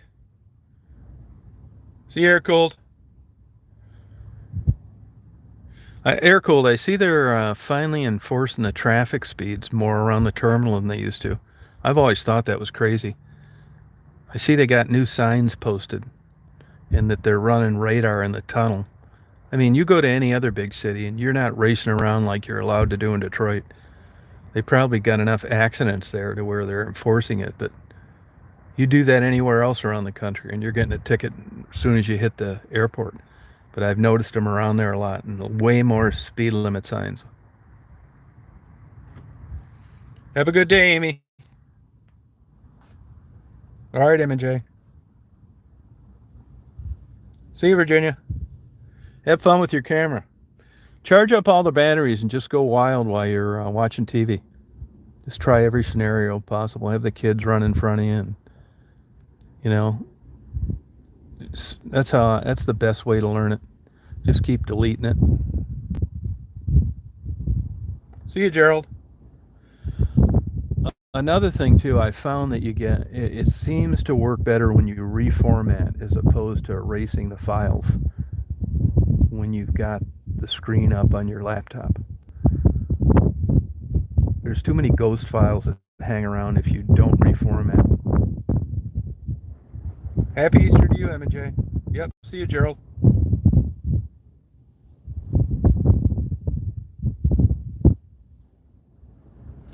Hey, Air Cold, if you're talking to any of your buddies around there, find out what they did with the. Did they take all that? If you go up around the 6th floor, I used to be able to go up on drive in there from the south or the north. You know, short-term parking, and get up there and drive right up into the open air deck, which is like a half step up from 6B. And now they've got those stupid gates between all those floors to where you can't drive up there. So what it looks like they did to me is they've taken all that short-term parking where you could go right up to the top, which is nice when it's cold out and you're waiting for some action, and they've turned it into all long-term parking. I looked, you know, maybe because they're expecting the holidays, they wanted to open up more parking, but when you're coming from the south, there's really not that much short-term parking spaces like there used to be. You used to be able to drive all over that damn thing, and now you're limited. So if you can find a way to get to an open air level on the short-term parking lot, I don't know what it would be because I've looked. Let me know. Hey, Lady Suda. I'm calling him. Yep.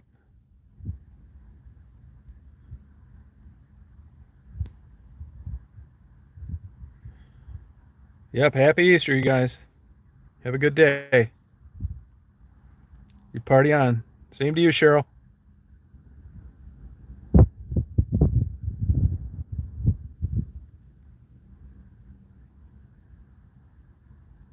Oh, okay. It's a pain in the ass for me.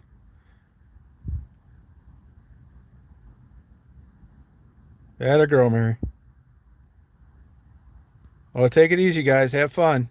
Party on. Hope you're feeling all right, Amy.